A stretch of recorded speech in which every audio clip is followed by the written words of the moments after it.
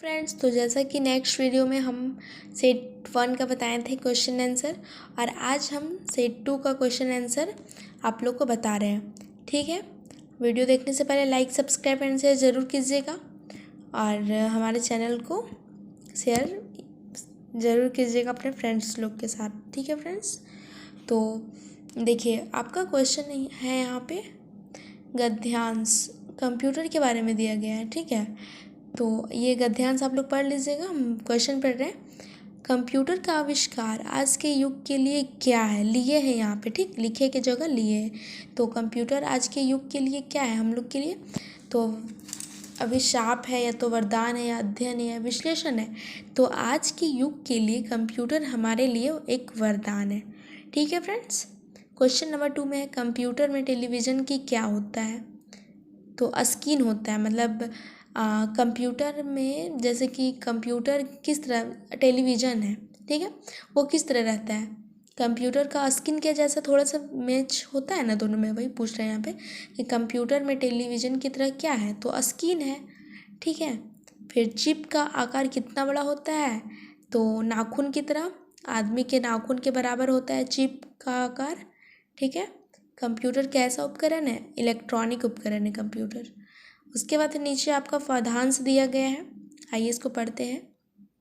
2 घड़ी कदम अपने रोको, बढ़ चले हो तुम अंधेरे को, ना रुको अगर तो तरसोगे, नग जीवन के पग फेरों को, दुख के वित्र सुख कैसा, सोचो बिन धूप कहाँ फिर छाँव हो, बिन मृत्यु भला कैसा जीवन, कैसा बिन माटी गाँव कहो, गंगा को तुमने विष देकर मार दिया, कुछ और बढ़े, तुमने अपने बल से नदियों को बांध दिया, कुछ और बढ़ो, तुम और बढ़े जब तुमने हिमखरेड़े को तक को पिघला डाला, तुम और बढ़े जब खेतों की मिट्टी को दूषित कर डाला। ठीक है, ये आपका पाधांश है। ये बहुत से, मतलब कि ये बहुत ही शुद्ध हिंदी में दिया रहता है, बहुत से लोगों को समझ में इसका वर्ड नहीं आता है। देखिए यहाँ आपका क्वेश्चन है इससे रिलेटेड कि कवि के अनुसार मनुष्य किधर बढ़ रहा है। तो मनुष्य जो है कवि के अनुसार किधर बढ़ रहा है, देखिए ऑप्शन में आपका है उजाला की ओर, अंधेरा की ओर, विकास की ओर या उन्नति की ओर। तो अंधेर की ओर बढ़ रहा है। ठीक है, यहाँ दिया गया पाठांश में वही होगा। फिर क्वेश्चन नंबर 6 में, किसके बिना शरत का आनंद नहीं मिलता, तो दुख के बिना। ठीक है, फिर मनुष्य में किसे विष देकर मार डाला है, तो गंगा को विष देकर मार डाला है, पढ़े ना अभी हम, तो वही होगा इसका आंसर। मनुष्य की गलतियों से क्या पिघल रहे हैं, हिमखंड पिघल रहे हैं।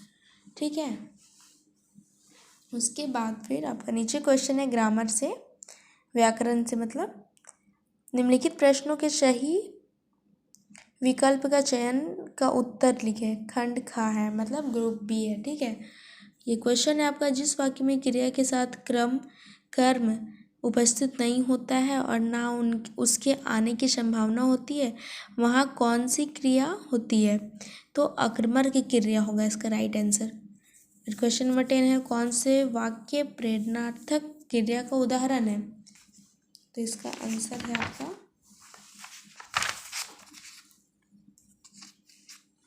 देखो कौन सा वाक्य प्रेरणार्थक का उदाहरण है, तो माँ बच्चे को पानी पिलाती है, ये उदाहरण है। ठीक है, क्वेश्चन नंबर 11 है आपका, राहुल ढोलक बजाता है, इस वाक्य की क्रिया का भेद बताइए। सकर्मक की क्रिया होगा इसका भेद।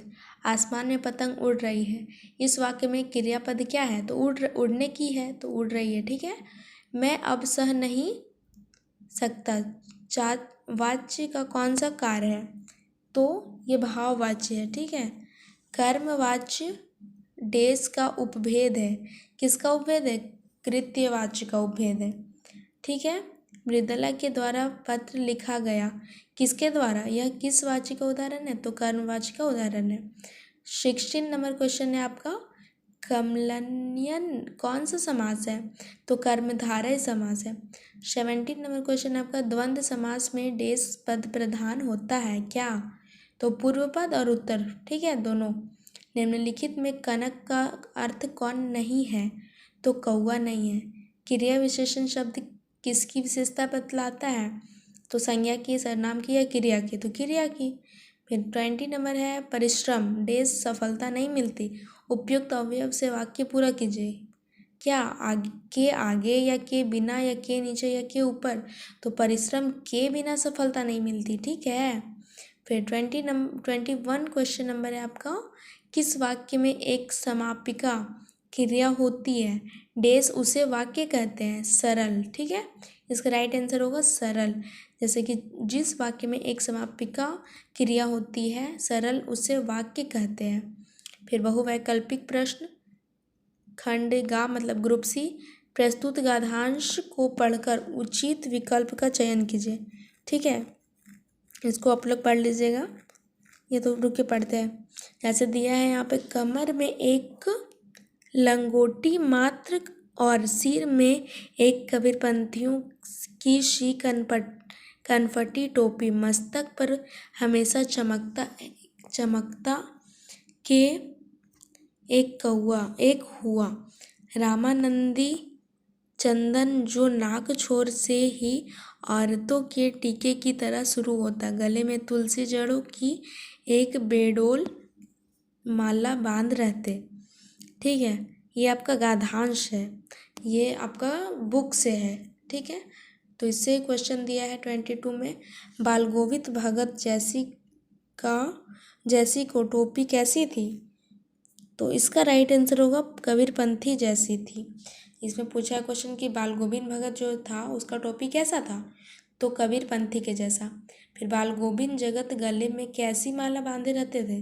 तो तुलसी की जड़ों की एक बेडोल माला, ठीक है फ्रेंड्स। 23 हो गया। अब इधर जाते हैं, ये भी आपका गाधांश दिया हुआ है, ठीक है, पढ़ लीजिएगा। इसमें क्वेश्चन हम देखते हैं। क्वेश्चन नंबर 24, लेखिका ने कहाँ धुरंधर भाषण दिया था? कहाँ दिया था? तो अजमेर में दिया था। फिर लेखिका के पिताजी के सामने किसने उसके भाषण की प्रशंसा की? तो डॉक्टर साहब ने, ठीक है। फिर एक और यहाँ पाठांश दिया है, उसके बाद फिर इसमें क्वेश्चन है कि माँ ने किसे देखकर ना रींझने का आदेश दिया है? तो चेहरे देखकर माँ ने ना रींझने का आदेश दिया है। नारियों के लिए किसे बंधन बताया गया है? वस्त्रों एवं आभूषणों को।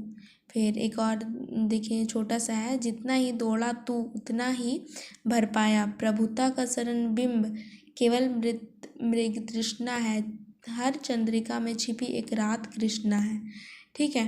28 क्वेश्चन नंबर है, भरमाया शब्द का क्या अर्थ होता है? तो भ्रमित होता है। फिर मृग तृष्णा का क्या अर्थ होता है? छलावा, ठीक है।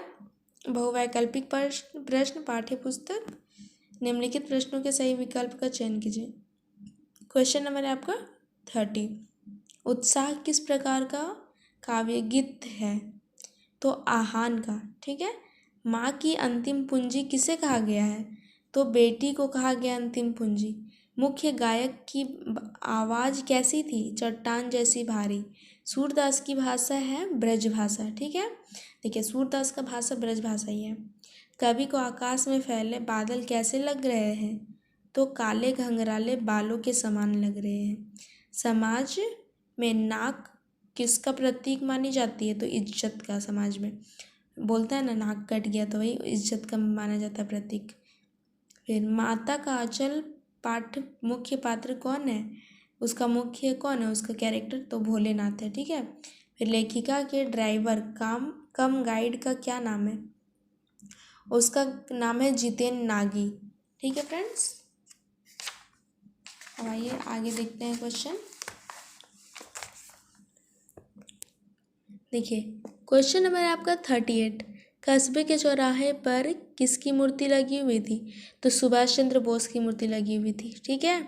लेखक कनखियों से किसकी ओर देख रहे थे? तो नवाब की तरफ देख रहे थे। उसके बाद 14 नंबर है आपका क्वेश्चन, बिस्मिल्लाह खां का बचपन का नाम क्या था? तो इसमें आपका राइट आंसर तो नहीं है, तो इसका देखिए हम यहाँ लिख दिए हैं कमरुद्धन लिख दिए हैं, ठीक है। कमरुद्धन होगा इसका राइट आंसर, इसमें यहाँ ऑप्शन नहीं दिया गया है, ठीक है फ्रेंड्स। तो मिलते हैं नेक्स्ट वीडियो में।